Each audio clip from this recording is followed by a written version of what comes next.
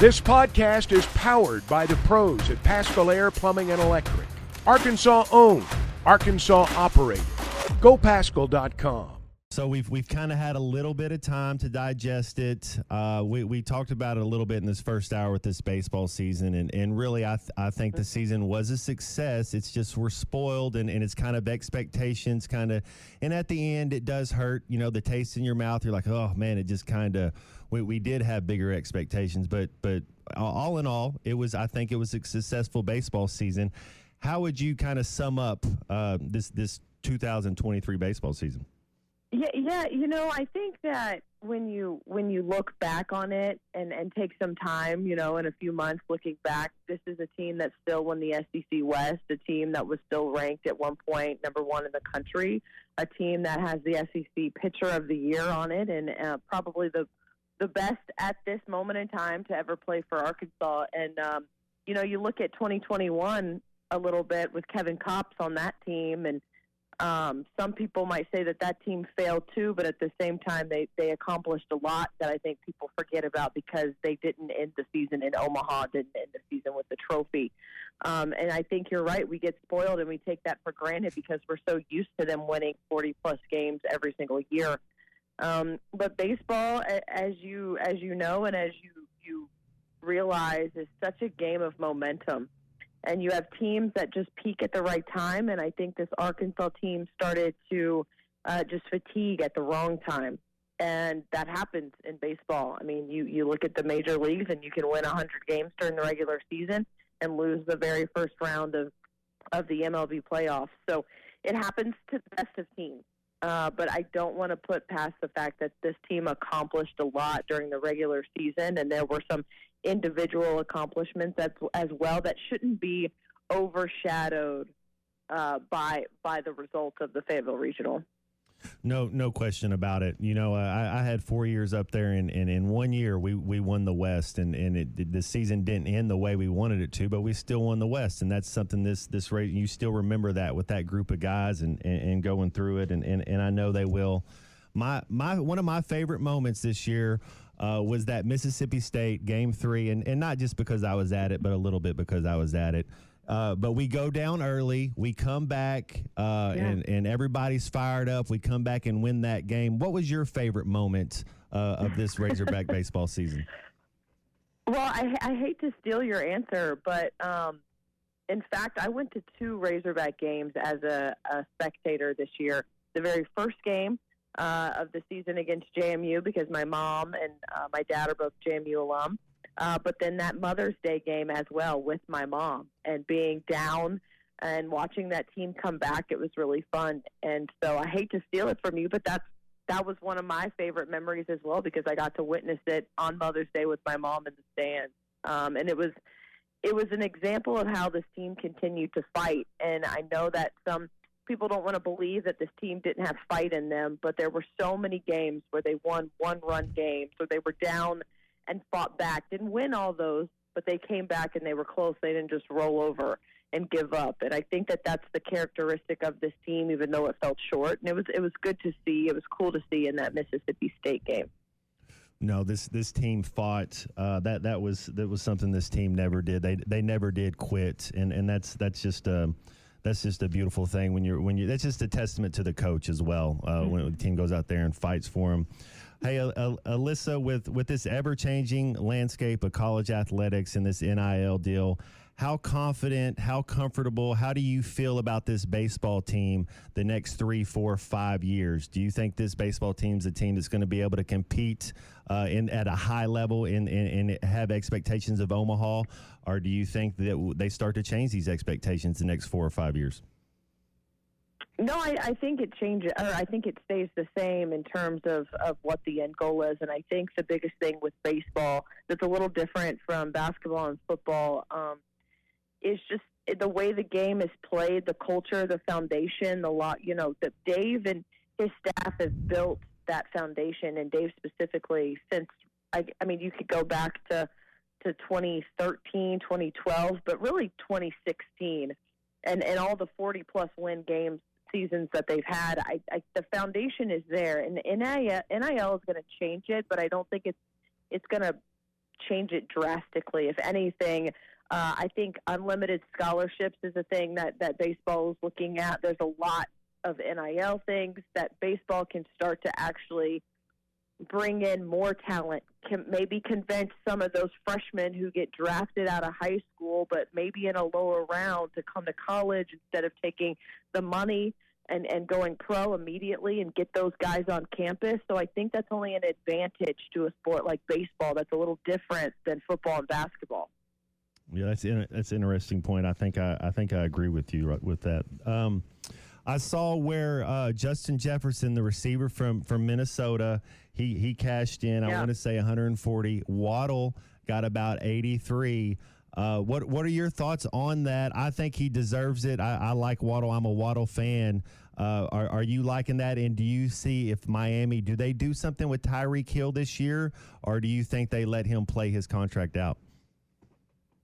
Yeah, no, first and foremost, congratulations to Justin Jefferson, because I think that's big for a non-quarterback to get something like that and kind of set the standard for guys who aren't quarterbacks in the league. And then Jalen Waddle is just so much fun to watch, and I hope he can stay healthy and have a long career. And I know the talk now is Tyreek. What is Tyreek's really having these conversations about restructuring his contract and what that looks like a little bit too with Miami. And, I think Miami needs to kind of do what they need to do to keep him.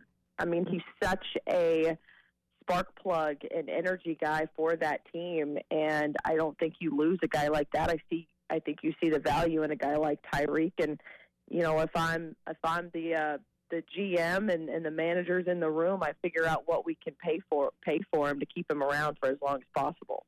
Yeah, I have Miami as the fifth best team right now in the AFC. I think that's a team that if they get a little tougher, and their speed is just so dynamic. It was tough last year, Alyssa, watching them have to go to Kansas City and play in that freezing cold. It kind of negates the speed a little bit, but Miami's going to be a scary team this year, no question about it. They just got to stay healthy, and I know that that's so easy to say.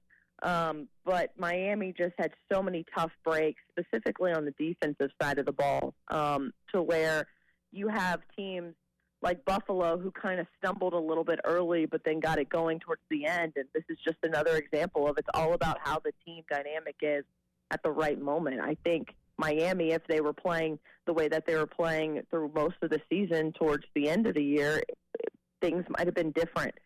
In terms of a playoff run, they would have been hosting, right, and not having to go and play on the road. But they're an exciting team. It's been a really long time, Matt, since the Dolphins have been an exciting team to watch, and hopefully that trajectory, as a fan, stays that way.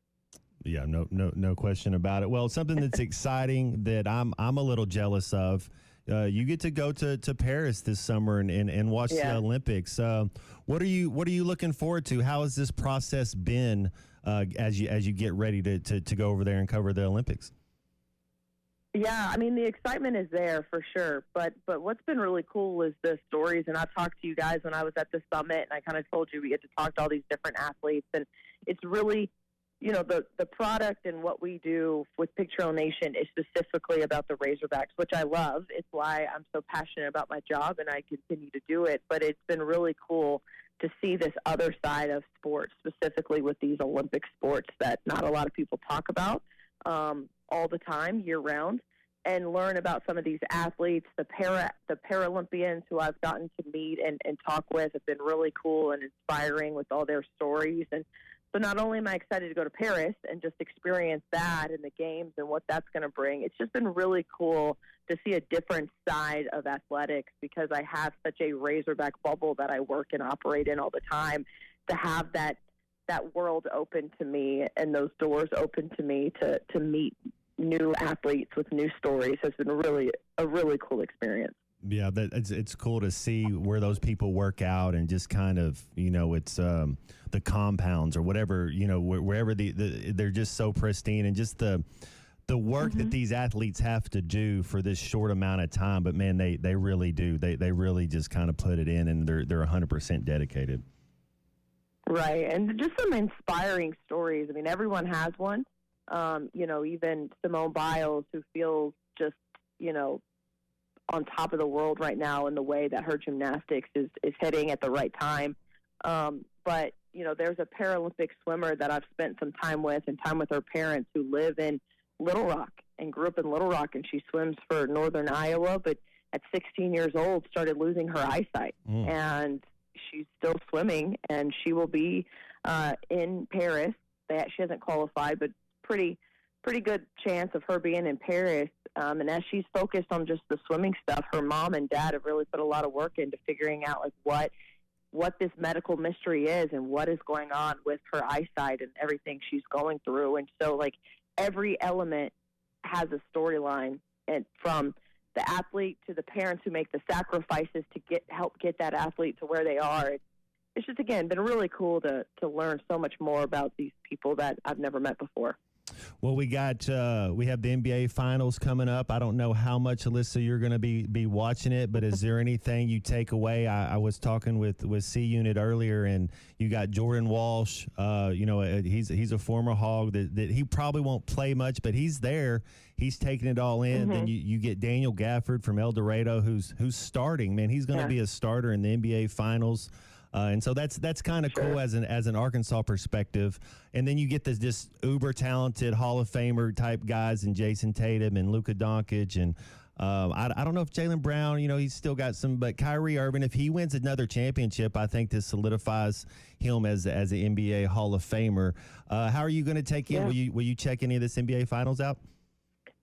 Yeah, I think I am. I'm not a huge NBA person, but I really do like Daniel Gafford. And the 2 years we got to cover him here, he's just a cool guy, which, just is, it's different now. We don't really get to know the guys on the teams as much as we did in the past.